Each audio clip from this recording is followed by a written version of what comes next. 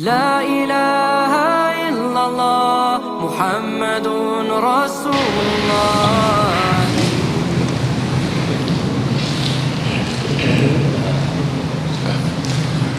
Bismillahirrahmanirrahim. Assalamualaikum warahmatullahi wabarakatuh.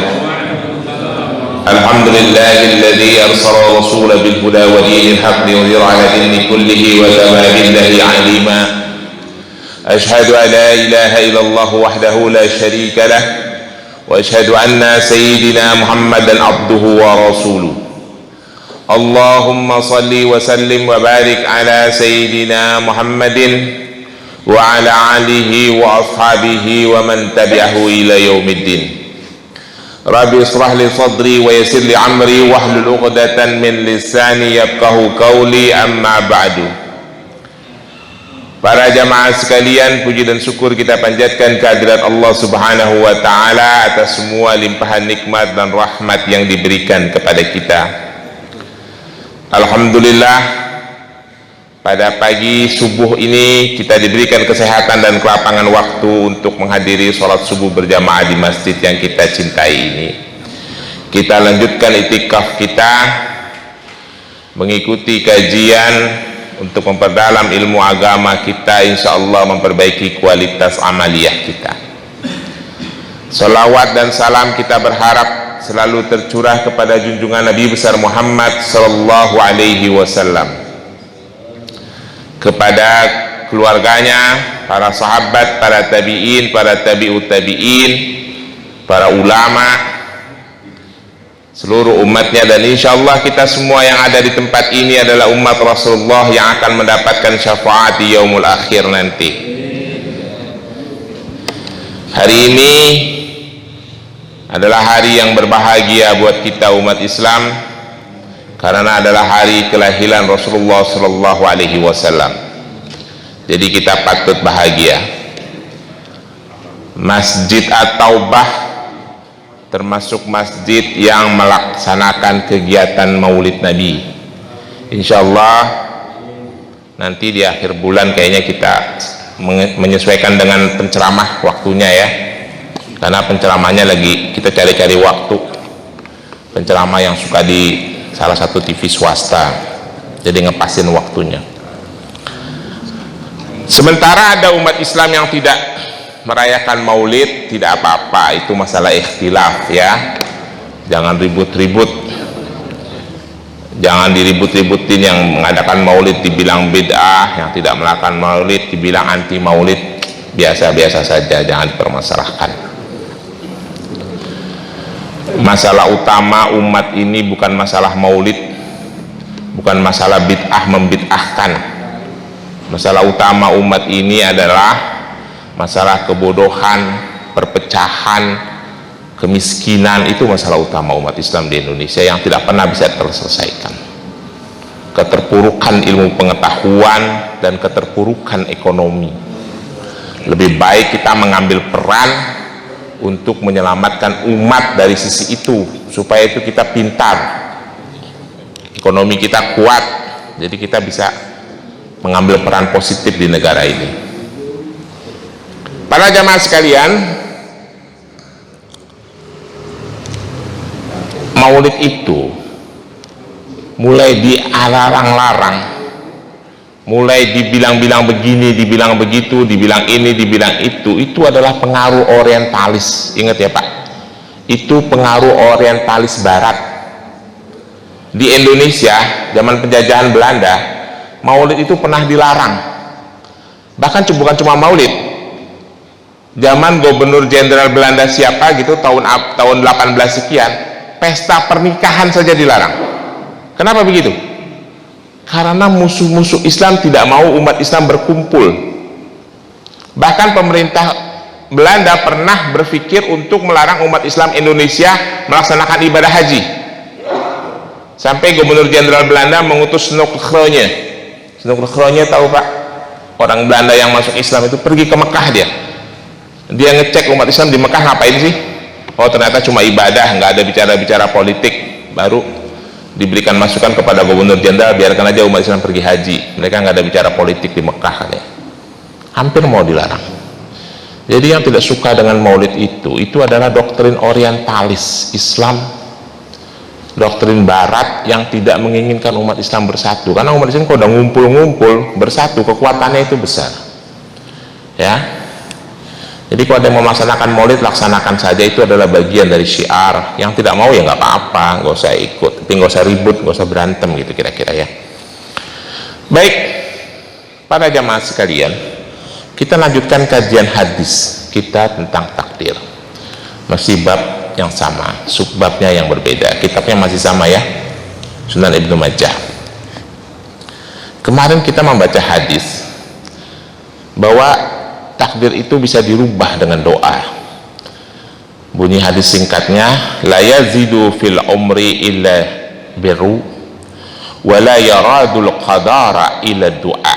Saya ulangi lah, wa la yarudul qadara illa du'a wa inna rajula la yuhramu rizqa bi khati'ati ya'maluha. Itu hadisnya kemarin ya. Tidak bertambah usia kecuali dengan melakukan kebaikan, kata Rasulullah. Maksudnya bukan usianya nambah ini ya, dia dalam keadaan sehat selalu gitu kira-kira ya. Tidak berubah qadar, wala yuradul qadar illa doa, kecuali dengan doa. Jadi ada takdir-takdir Allah yang bisa berubah dengan permohonan doa kita kepadanya.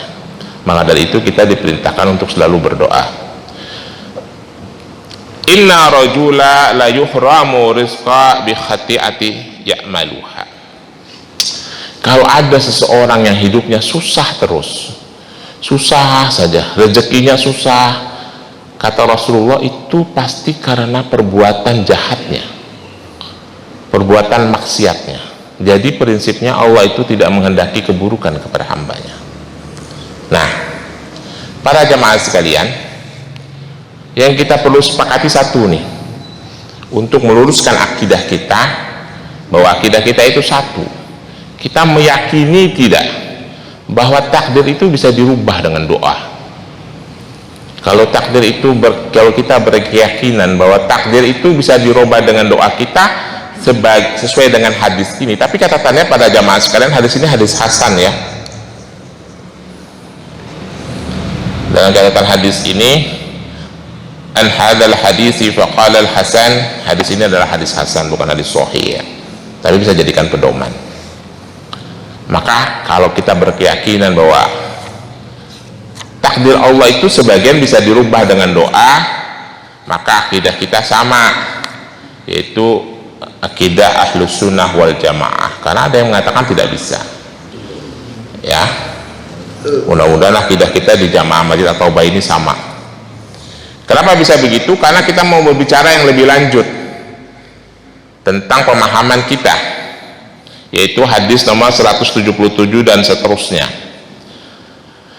Ibnu Majah memberikan subjudul hadis yang kita mau bahas ini, yaitu babul inkaru jahmiyah. Nanti saya bahas lebih dalam tentang apa. Bab fima inkaru, bab tentang pengingkaran gitu ya kepada paham Jahmiyah. Nanti saya bahas paham Jahmiyah itu. Kita boleh baca hadisnya. Bismillahirrahmanirrahim. Hadatsana Muhammad ibnu Abdullah ibnu Numair, hadatsana Abi Waqi, hadatsana Ali ibnu Muhammad, hadatsana Khali Ya'la an Waqi an Abu Muawiyah qalu hadatsana Ismail ibnu Abi Khalid an Qais ibnu Abil Hazim an Jarir ibnu Abdullah qala, Jarir ibnu Abdullah berkata, kuna julusan inda Rasulullah sallallahu alaihi wasallam, kami sedang duduk-duduk bersama Rasulullah sallallahu alaihi wasallam. Fanadharu ilal qamari lailatil badri qala, lalu Rasulullah duduknya malam ini ya. Fanadharu ilal qamar, Rasulullah melihat pada bulan lailatil badri, di malam bulan purnama. Qala, lalu Rasulullah berkata, innakum satarawna rabbakum kama tarawna hadzal qamar. Kata Rasulullah begini, kalian semua lagi duduk-duduk nih akan melihat Tuhan kalian, melihat Tuhanmu seperti kalian melihat bulan ini. Jadi sahabat Rasulullah bersama sahabat lagi duduk di malam hari pas malam bulan purnama. Malam bulan purnama itu kan bulannya terang. Lalu Rasulullah ngelihat ke arah bulan, lalu beliau berkata, innakum satarawna rabbakum kama tarawna hadzal qamar. Kalian semua akan melihat Tuhan kalian, melihat Allah pada seperti kalian melihat bulan ini, terang jelas gitu ya. Lalu beliau lanjutkan kata-katanya, la tadamuna fi ru'yatihi. Kalian tidak akan berdesak-desakan, tidak akan kesulitan melihatnya, kira-kira begitu. Pokoknya ngelihatnya gampang, kelihatan dengan jelas, terang, dalam posisi enak, posisi yang enak ya. Jadi nanti di hari kiamat, di yaumul akhir, kita akan melihat Allah dalam suasana yang santai, yang enak, yang nyaman, ngelihatnya eye catching lah gitu kalau bahasa marketing ya, karena posisinya tuh eye level. Jadi kagak begini-begini, kagak begini-begini, susah. Kenapa enak? Allah itu dilihat oleh hamba-hambanya. Nah, tapi ada syaratnya kata Rasulullah. La tadamuna fi ru'yatihi. Kalian tidak akan berdesak-desakan dalam melihatnya. Cuma syaratnya, fa in istata'tum an taglubu ala salatil qabla tulu'il syamsi wa qabla ghurubiha fa'alu. Thumma qara'a wa sab'a bihamdi rabbaka qabla tulu'il syamsi wa qabla al-ghurubi. Lalu Rasulullah membaca ayat Al-Quran surat Qaf. Jadi syaratnya untuk bisa melihat Allah dengan enak di hari akhir nanti, di hari kiamat setelah yaumul hisab, Rasulullah bilang fa in istata'tum an taglubu ala salati qabla tulu'il syamsi wa qabla ghurubiha fa'alu. Jika kalian mampu untuk setiap hari melaksanakan sholat ya, qabla tulu'il syamsi, sebelum terbitnya matahari.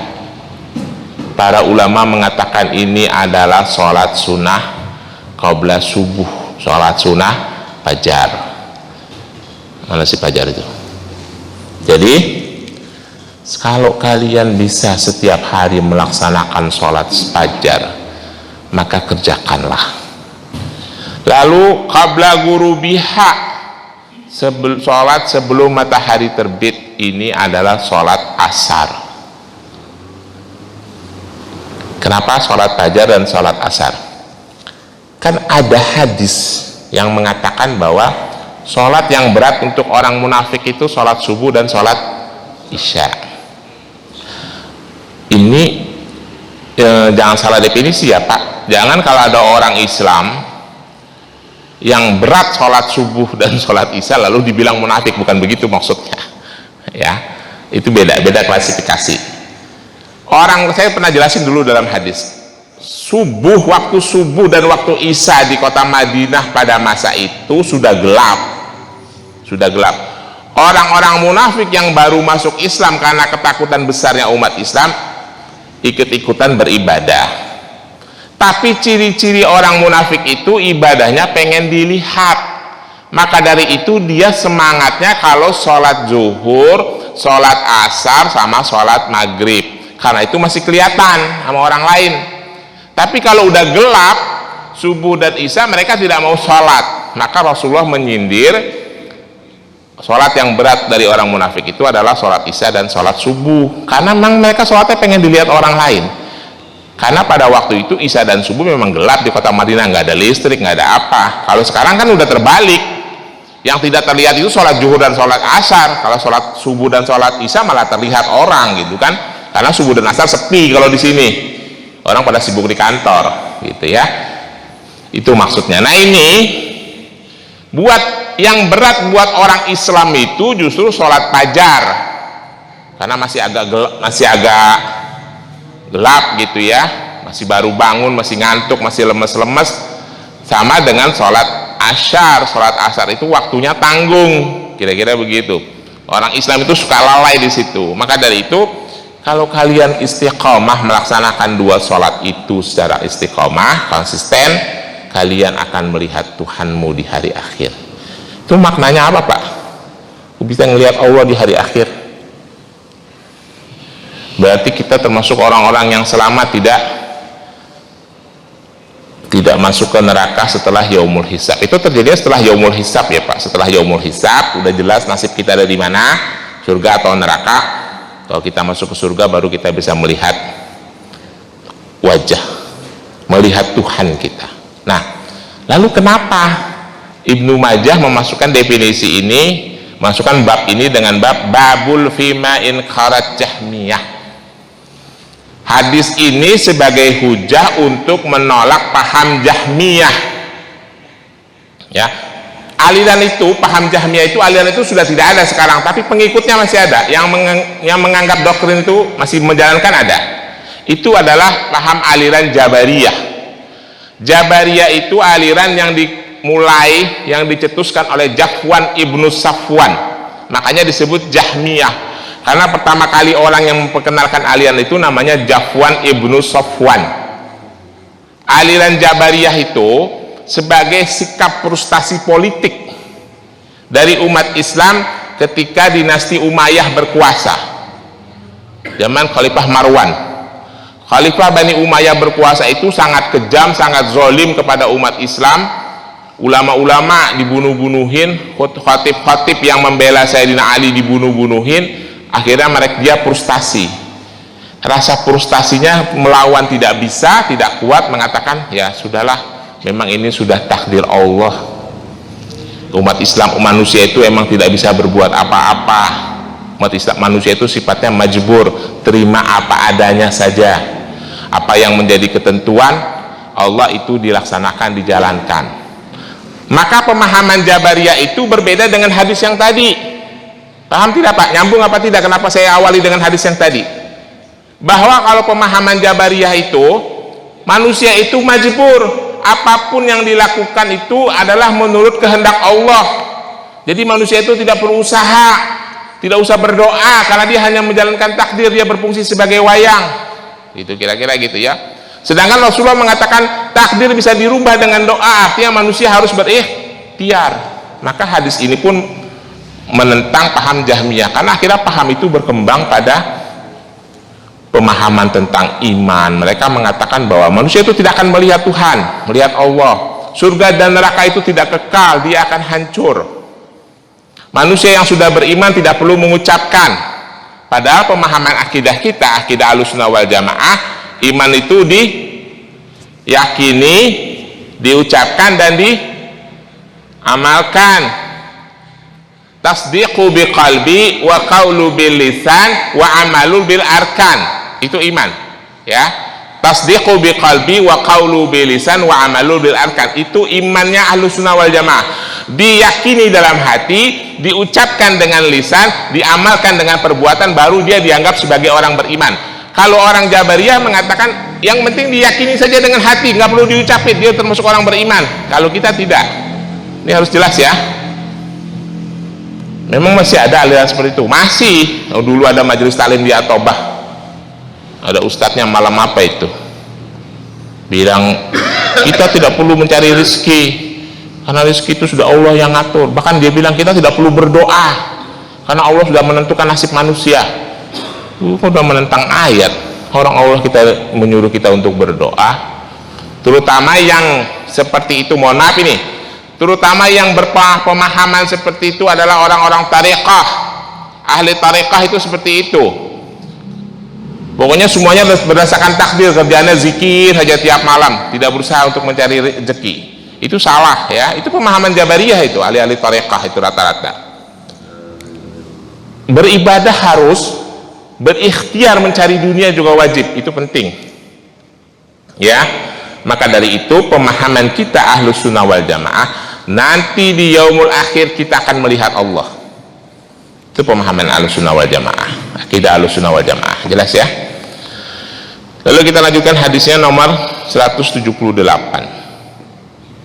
Hadatsana Muhammad ibnu Abdullah ibnu Numair, hadatsana Yahya ibnu Isa Ar-Ramli Al-A'mas an Abi Salih an Abi Hurairah radhiyallahu anhu qala, Rasulullah berkata, tadamuna fi ru'yatihi al-qamari lailatal badri, qalu la, qala al-makh fakadzalika lan nadamuna fi ru'yati rabbakum yaumal qiyamah. Apakah kalian tidak berdesak-desakan melihat bulan purnama? Ini kurang lebih sama dengan hadis yang di atas ya. Mereka berkata, tidak ya Rasulullah. Qalu la, qala Rasulullah berkata, fakadzalika, maka seperti itulah, la tadamuna fi ru'yati rabbakum, kalian juga tidak akan berdesak-desakan melihat Tuhanmu yaumal qiyamah, pada hari kiamat nanti. Jadi kita hadis ini sebagai hujah bahwa orang-orang yang akan masuk surga, umat Rasulullah, umat Islam, akan berjumpa dengan Tuhannya di hari kiamat.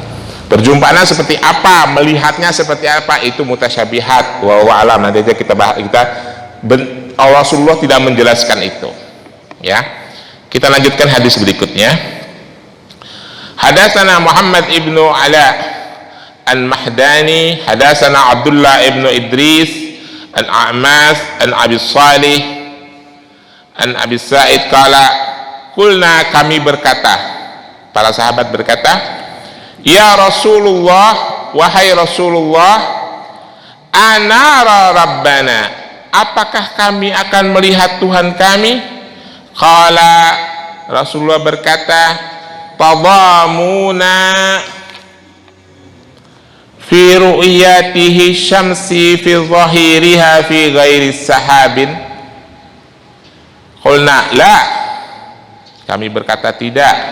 Qala, Rasulullah berkata lagi, fattadaruna fi ru'yati fattadaruna ru'yati qamari lailatil badri, apakah kalian berdesak-desakan susah melihat matahari di hari yang terang tanpa awan, ghairi sahabin? Kami mengatakan tidak ya Rasulullah. Lalu Rasul berkata lagi, fatadaruna fi rayatihil qamari lailatil badri fi ghairi sahabin, apakah kalian susah atau berdesak-desakan sulit melihat bulan purnama pada saat tidak ada awan? Qalu la, lalu kami berkata tidak. Qala, Rasulullah berkata, innakum tadaruna fi ru'yatihi illa kama tadaruna fi ru'yatihima. Sesungguhnya, kata Rasulullah, kalian akan melihat Tuhan kalian di hari kiamat seperti kalian menyaksikan matahari yang terang pada siang hari tanpa awan, seperti kalian menyaksikan bulan purnama pada malam bulan purnama tanpa awan. Artinya kita akan melihat Allah dalam suasana yang jelas pada saat nanti di yaumul kiamah ya. Mungkin bapak-bapak bertanya, kenapa jadi kita ngebahas-bahas urusan hari kiamat? Penting ini adalah bagian dari akidah umat Islam. Seperti kita mengimani takdir ya, hal-hal ini seperti ini tidak dipahami oleh umat, sehingga kita mudah terpengaruh oleh doktrin-doktrin yang baru-baru karena kita tidak mendalami permasalahan akidah. Ini adalah bagian akidah daripada Ahlus Sunnah wal Jamaah. Jelas ya saudara-saudara? Nah, ketika aliran Jabariyah itu timbul dan membesar, ada aliran lain namanya Qadariyah. Ini juga tidak boleh. Qadariyah itu dikembangkan oleh Ma'bad Juhani dan Sa'ad bin Dirham. Tahunnya sama, tahun 70 Hijriah. Beliau menentang aliran Jabariyah. Ini sebetulnya permasalahannya adalah permasalahan politik semua. Mereka mengatakan aliran Qadariyah ini tidak bisa dibiarin. Umat Islam tidak boleh berdiam diri begini, tidak boleh pasrah. Kita harus melawan, kita harus bergerak. Maka aliran itu timbul memberikan doktrin bahwa tentang nasib manusia di dunia sepenuhnya manusia yang menentukan, Allah tidak terlibat ya. Itu juga doktrin yang salah. Kita di tengah-tengahnya. Manusia, Allah menentukan nasib manusia, tetapi Allah juga memberikan keleluasaan manusia untuk berikhtiar dan berdoa untuk merubah takdirnya. Itu akidah kita. Jelas ya? Baik, kita lanjutkan satu hadis lagi. Hadis terakhir, kita lagi ngomong-ngomong nasi uduknya udah siap loh. Nah, ini penting ya. Bismillahirrahmanirrahim. Hadatsana Abu Bakar ibnu Abi Syaibah, hadatsana Yazid ibnu Harun, abna'ana Hamad ibnu Salamah, an Ya'la ibnu Atha, an Waqi ibnu Hudus, an Amhi Abi Razin qala Rasulullah sallallahu alaihi wasallam. Abi Razin bercerita, Rasulullah berkata, Dahaka Rabbana minal qunuti ibadihi wa qurbi ghairihi. Penting ini ya Pak. Dahaka Rabbana min qunuti ibadihi wa qurbi ghairihi. Tuhan kita tersenyum, kata Rasulullah, min qunuti ibadihi wa qurbin ghairihi. Tuhan kita Allah tersenyum karena melihat kekusukan ibadah hamba-hambanya, dan dia tidak suka disekutukan dengan yang lainnya, karena Tuhan kita maha pencemburu. Jadi kata Rasulullah, Allah itu bergembira, senang, tersenyum karena melihat hamba-hambanya yang beribadah. Qala qultu, aku berkata, ya Rasulullah, awa yadhaku rabbu. Qala, Rasulullah berkata, na'am. Aku berkata, ya Rasulullah, apakah Tuhan itu tertawa, itu tersenyum gitu, gembira gitu ya? Rasulullah menjawab, ya, na'am. Lan na'dimu min rabba yadhaka khair. Kata Rasulullah, penegasannya ini ya, kalian akan aman, akan tentram, akan damai, hidup kalian tidak akan dihukum oleh Allah selama Tuhanmu tersenyum. Maknanya adalah selama kita mengabdi dengan benar, menyenangkan Allah, maka Allah akan menyenangkan hidup kita. Kira-kira begitu. Allah itu bangga Pak dengan sujudnya hamba-hambanya. Maka dari itu Adam itu alaihissalam, Nabi Adam alaihissalam membangun Ka'bah. Ka'bah itu yang bangun Nabi Adam ya Pak, bukan Nabi Ibrahim. Bukan cerita anak seperti zaman kita SD. Adam siapa? Ka'bah siapa yang membangun? Nabi Ibrahim. Ka'bah itu dibangun oleh Nabi Adam. Kenapa bisa dibangun oleh Nabi Adam? Ini kalau dijelasin lebih panjang lagi sebagai alasan kenapa agama itu turun di kota Mekah. Ya. Adam itu membangun Ka'bah di kota Mekah karena di atas kota Mekah, persis di langit ketiga, para malaikat berkumpul berkeliling melakukan tawaf di Baitul Ma'mur, di alamnya malakut. Dan Allah itu senang ngelihat para malaikat bertawaf memuji Allah di Baitul Ma'mur. Maka Adam juga pengen menyenangkan Allah seperti yang dilakukan oleh para malaikat, pengen ngelihat Allah tersenyum. Maka Adam itu membangun Ka'bah persis di bawah Baitul Ma'mur, jatuhnya di kota Mekah ya. Jadi Nabi Adam itu sudah ngerti ilmu titik koordinat gitu, karena persis banget di kota Mekah itu di atasnya Baitul Ma'mur, supaya keturunannya Adam juga menyenangkan Allah seperti yang dilakukan oleh para malaikat, yaitu bertawaf. Maka dibangunlah Ka'bah, lalu disempurnakan oleh Nabi Ibrahim alaihissalam. Kira-kira begitu ya. Itulah salah satu tujuannya, untuk menyenangkan Allah. Saudara-saudara sekalian, jadi dalam pandangan akidah kita, akidah Ahlussunnah wal Jamaah, bahwa nanti di hari akhir itu umat-umat yang selamat, yang setelah melalui yaumul hisab, menerima hasil hisabnya dengan tangan kanan dan masuk ke surganya Allah, mereka akan melihat Tuhannya. Itu adalah pemahaman akidah kita. Lalu melihatnya seperti apa, dalam bentuk seperti apa, Rasulullah hanya memberikan gambaran seperti ini dalam sebuah hadis. Kita baca hadis satu lagi.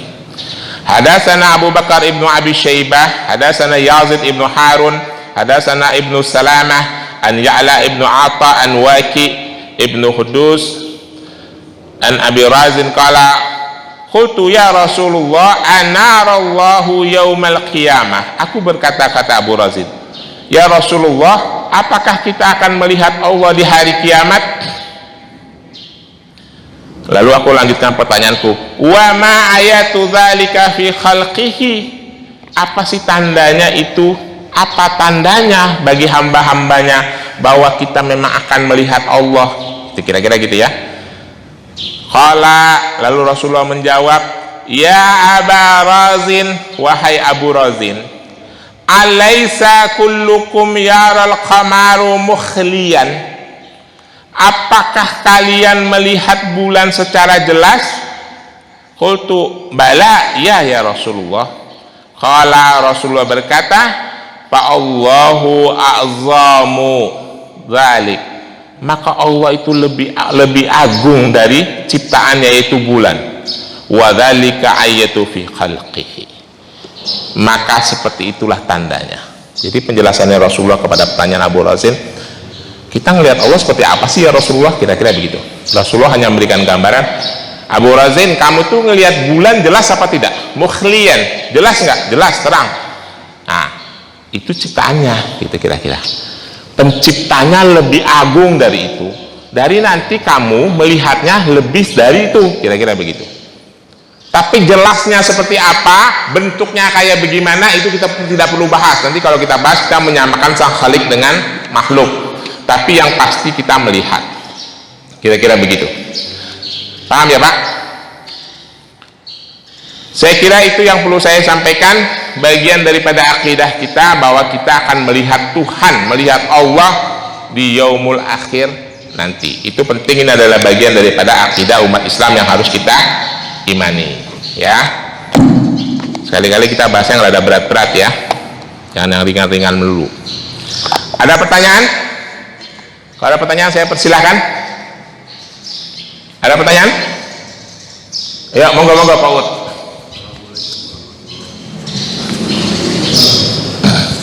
Tes bisa Ya, langsung.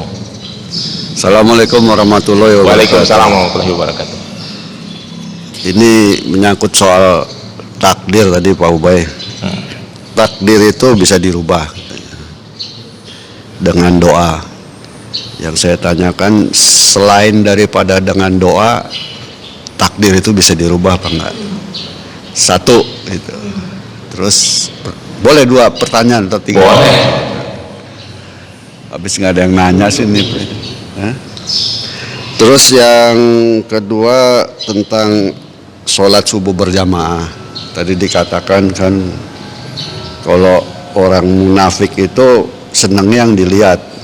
Jadi kalau gelap-gelap nggak dilihat, dia nggak mau sholat subuh gitu loh. Ini ciri-ciri munafik sebenarnya apa? Riya atau ada beberapa ciri-ciri orang munafik gitu loh. Apakah riya ini, ujub ini termasuk di dalam ciri-ciri orang munafik apa tidak? Setahu saya fadilah daripada keutamaan sholat subuh itu mendasar lebih, ibaratnya sama juga kita sholat sunnah selama semalam suntuk. Saya pernah baca dan saya pernah dengar lama. Terus yang ketiga Pak Ustadz ya, yang ketiga itu Nabi Adam diturunkan di Mekah. Diturunkan di Mekah itu ada nggak kira-kira rujukannya atau dalilnya gitu loh? Karena ada sebagian bilang ada yang di daerah Asia, Myanmar, daerah mana gitu loh. Mungkin mukimnya nanti di Mekah. Terus masalah ini bahwa malaikat di titik itu bertawaf. katanya tadi membangun Ka'bah di situ. Itu salah satu, mungkin salah satu alasan Allah bangunkan Ka'bah di situ. Nah ini ada nggak sanadnya rujukan perawinya bahwa malaikat itu bertawaf gitu? Siapakah perawinya ini kalau emang saya karena baru dengar nih Pak Ubay. Jadi itu aja 3 pertanyaan Pak Ubay. Baik, terima kasih. Assalamualaikum warahmatullahi wabarakatuh. Waalaikumsalam warahmatullahi wabarakatuh. Selain doa, kan kalimat hadis, perhatiin kalimat hadisnya ya. Hadisnya bunyinya begini nih, pertanyaan Pak Ud yang pertama, la yazidu fil amri illa al birra. Tidak bertambah usia kecuali dengan kebaikan. Wa la yarudu qadara illa du'a. Tidak berubah takdir kecuali dengan doa. Ya, satu lagi bunyinya, wa inna rajula la yuhramu rizqa bi khati'ati ya'maluha. Seorang laki-laki itu tertahan rezekinya, hidupnya susah karena dia berbuat maksiat. Jadi pertanyaannya Pak Uwud itu terjawab dengan hadis ini. Yang pertama yang merubah takdir bukan hanya doa. Kalau orang itu menghindari maksiat, selalu beramal soleh, maka takdirnya bisa berubah. Satu. Kalau orang itu selalu berbuat kebaikan, maka insya Allah, kalau bahasa hadis ini kan umurnya bertambah, umur tidak bisa bertambah, tetapi dia selalu diberikan kesehatan. Jadi kesimpulannya adalah 3, doa, berbuat amal soleh, dan menghindari segala bentuk kemungkaran. Jelas ya? Tuh jawaban yang pertama. Lalu yang kedua apa tadi? Mengenai apa? Orang munafik Pak Ustaz, yang malas sholat juga. Orang munafik itu malas sholat. Hadis itu asbabun wurud, sebab-sebab diriwayatkannya sebuah hadis bahwa ciri orang munafik itu tidak berat buat melaksanakan sholat subuh dan sholat isya karena dia sholatnya pengen dilihat. Itu ciri-ciri orang munafik apa ria aja? Ada beberapa ciri-ciri lain, tapi salah satu cirinya adalah pengen dilihat. Terus kenapa definisinya orang munafik? Karena buat orang Islam seharusnya sholat subuh tidak lagi berat. Jelas ya? Buat orang Islam tidak usah merasa berat sholat subuh. Buat orang munafik berat karena dia pengen dilihat. Gitu loh. Buat orang Islam itu, saya pernah menyampaikan ya di sini, sholat itu amal ibadah yang paling standar, bukan yang paling baik. Paling standar Pak. Jadi kalau yang paling standar kagak dikerjain kebangetan, kira-kira begitulah. Ya, indikator identitas umat Islam itu sholat. Makanya as-sholatu aimaduddin, sholat itu adalah tiang agama. Kalau lu Islam lu sholat, kira-kira begitu. Kalau lu orang Islam tapi kagak sholat, kebangetan banget, kira-kira gitu. Nanti ada amal-amal ibadah lain yang harus dikerjakan selain sholat, tapi sholat itu yang paling standar, kira-kira gitu. Jelas ya? Selain dari tadi riya kepingin dilihat, apa yang banyak, berbicara, berdusta, berkhianat, itu ciri-ciri yang dijelaskan dalam hadis ya, ciri-ciri orang munafik. Bukan itu Pak Ubay, jadi dia orang yang tidak sholat subuh itu kan tadi orang munafik itu riya gitu. Nah ini orang yang tidak sholat subuh selain daripada riya itu apa gitu loh? Ada nggak kira-kira yang menjelaskan? Kalau tadi kan Pak Ustadz hanya satu hal, orang munafik ininya asbabun nuzulnya gitu loh. Apa tuh? Selain daripada, bukan itu ciri orang munafik. Nah, maksudnya apanya keburukannya orang yang tidak masalah sholat subuh? Orang nggak sholat subuh selain daripada orang munafik itu yang jelas kalau tidak beribadah dia berdosa karena ibadah sholat begini. Kita tidak perlu membedakan fadilah setiap sholat 5 waktu. Setiap 5 waktu pasti sholatnya sama fadilahnya, sholat zuhur, sholat maghrib, sholat isya dan sebagainya.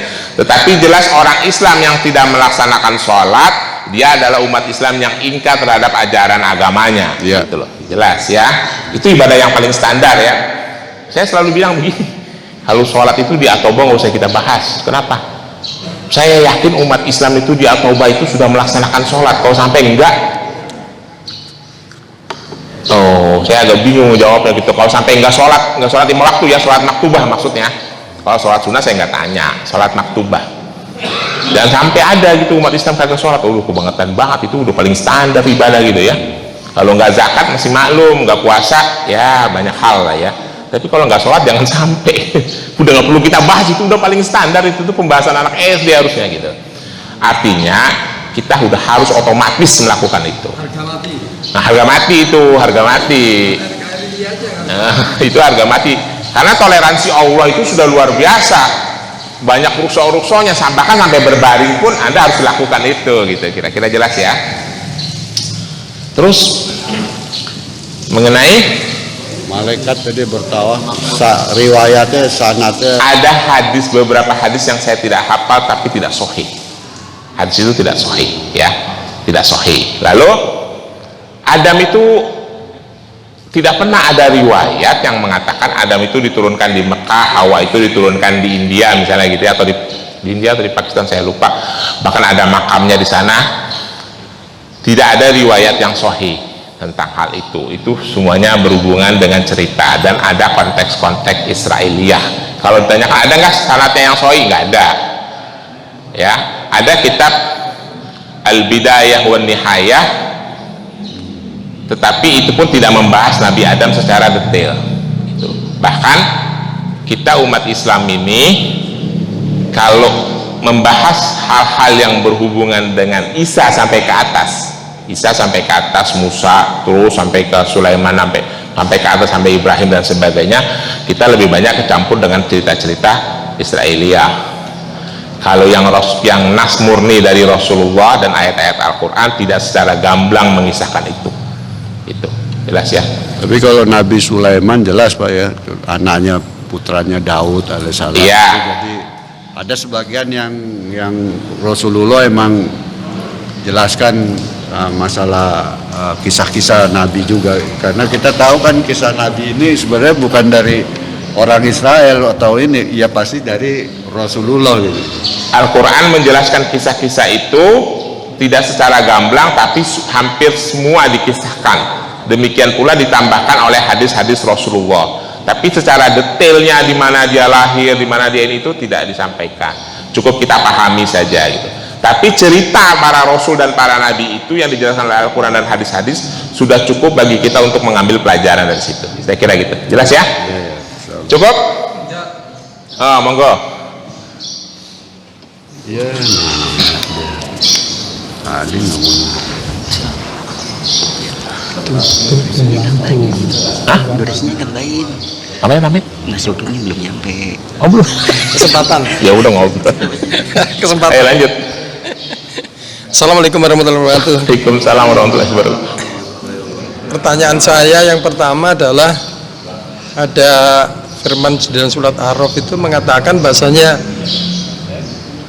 terkait tadi yang disampaikan bahwasanya takdir itu tidak bisa dirubah, bisa dirubah.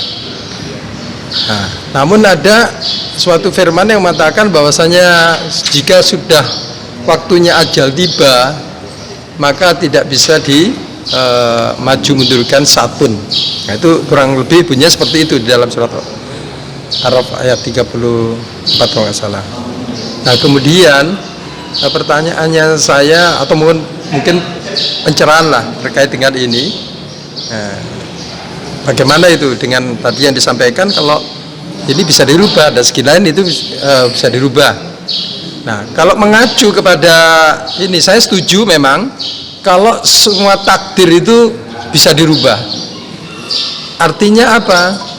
Artinya begini, kita itu tidak tahu takdir kita besok itu kayak apa gitu kan, apalagi besoknya kan gitu berikutnya, ya kan. Jadi intinya kita ini hanya berdoa saja kepada Allah SWT gitu kan. Maka saya kalau bisa mengatakan adalah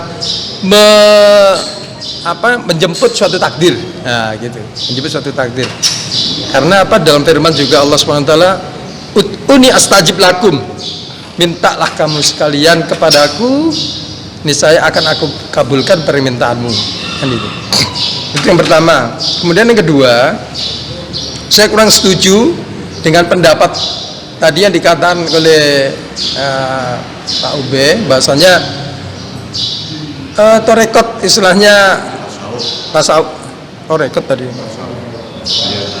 Nah itu apa semata-mata istilahnya enggak hanya berzikir aja, hanya anukan pada Allah. Saya kurang setujunya kenapa? Nah itu mungkin pada makomnya. Artinya apa? Pada setingkat istilahnya mursyid ataupun lebih tinggi daripada itu. Nah gitu. Suatu contoh kita mengacu pada Al-Quran, bahasanya kita ini kalau berusaha mati-matian sehingga kita meninggalkan daripada tujuan daripada utama perintah Allah SWT ini, ditunaikan kita ini urusan dunia, ditunaikan, bahkan tidak mendapat akhiratnya. Nah itu yang pertama. Kemudian kalau kita ini istilahnya kata Allah juga, kalau kita ini berpikir tentang akhirat, ya maka akan ditunaikan itu urusan itu pun pada makomnya. Tidak semua orang. Contoh, kiai-kiai yang punya pondok pesantren, apa kerjanya? Enggak ada apa-apa, dia enggak kerja, enggak apa, mulai dia mungkin belajar di pondok, kemudian ngajar dia, maka ditunaikan oleh Allah SWT, ya kan? Urusan dunianya datang dengan sendirinya. Nah itu yang saya katakan makom tadi, sebagaimana torekot tadi itu, gitu. Tidak semua istilahnya kalau di torekot diklaim istilahnya ini, saya kurang setuju. Demikian pertanyaan saya, mohon penjelasan. Terima kasih. Assalamualaikum warahmatullahi wabarakatuh. Waalaikumsalam warahmatullahi wabarakatuh. Mari kita analisa pertanyaan Pak Dwi ini. Ini pertanyaannya bagus untuk kita bahas. Yang pertama, bagaimana dengan kematian? Kematian itu sudah jelas. Maka dalam hadis ini, saya ulangi ya Pak, tidak semua takdir bisa dirubah dengan doa, tapi ada takdir yang bisa dirubah dengan doa. Ada takdir yang bisa dirubah dengan doa. Kalau ajal itu tidak bisa berubah.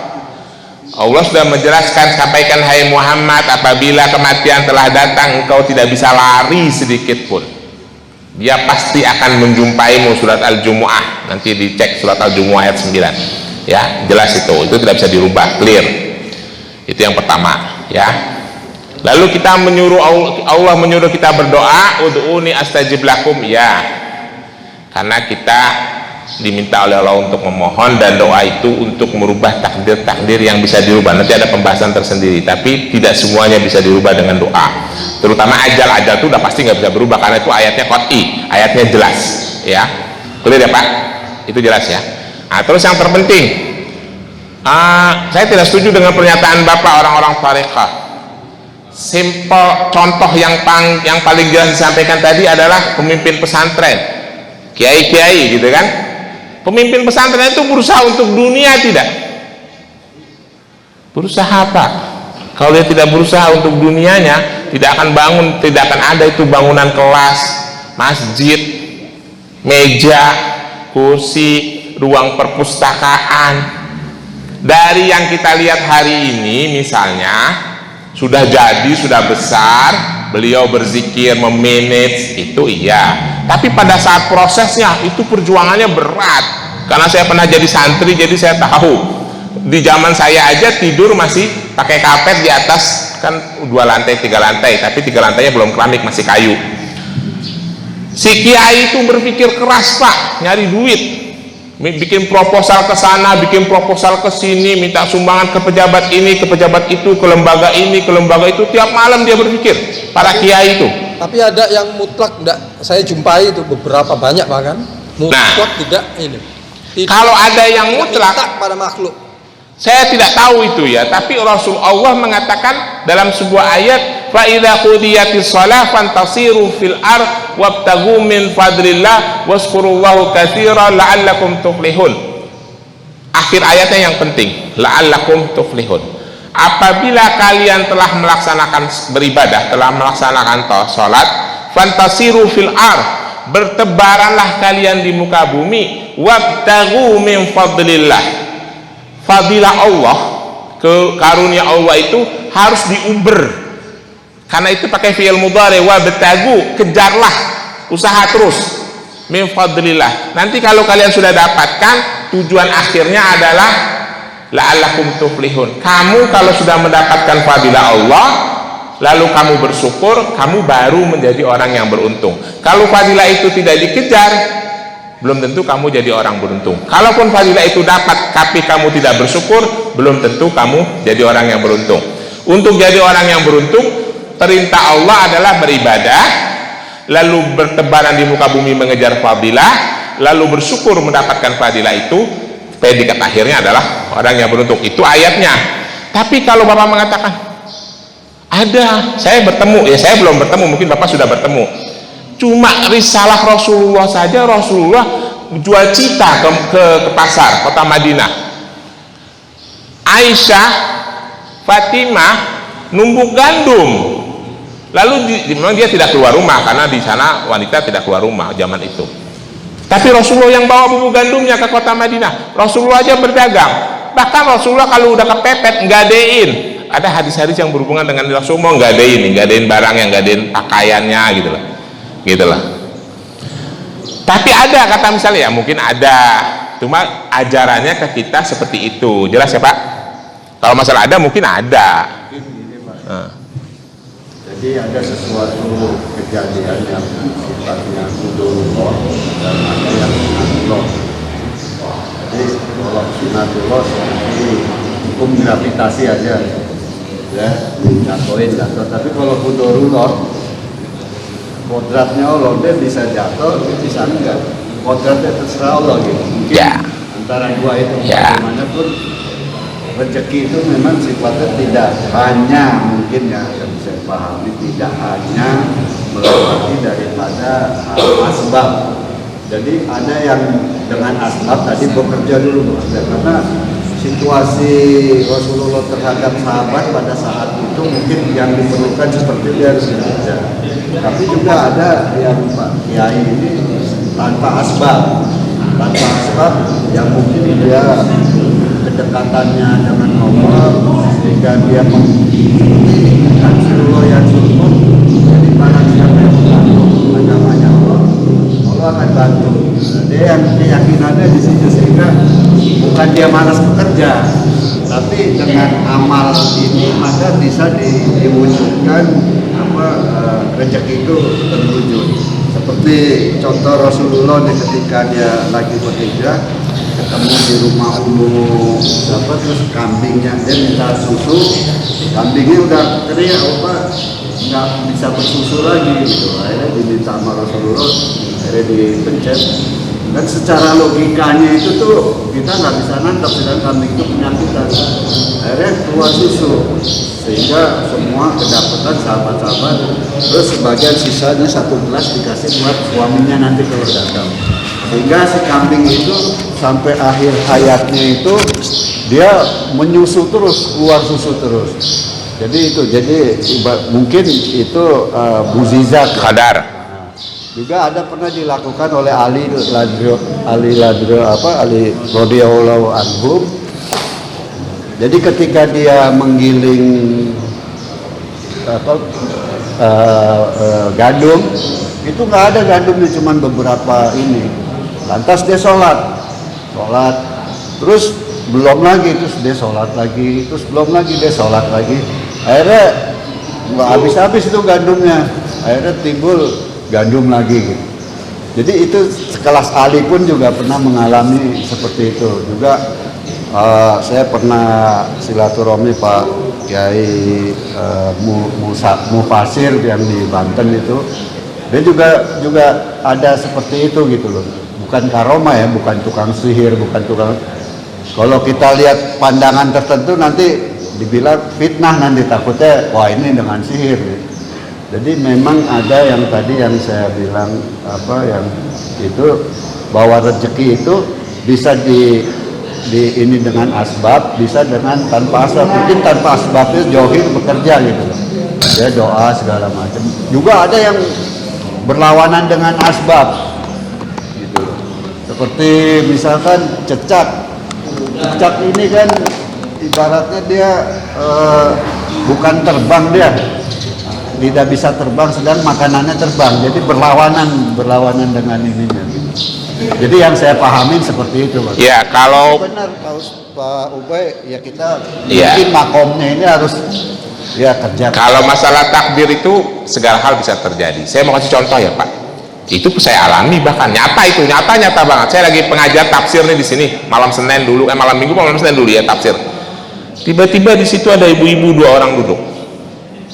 Ibu-ibu, saya nggak tahu, dia bilang dia warga Bellarosa. Berapa kali ngikut di sini bapak-bapak.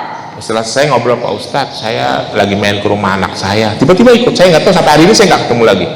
Ngobrol-ngobrol, saya mau menghibahkan tanah saya di jalan lintas selatan di daerah Purwokerto. Ini suratnya 3.800 meter. Hah?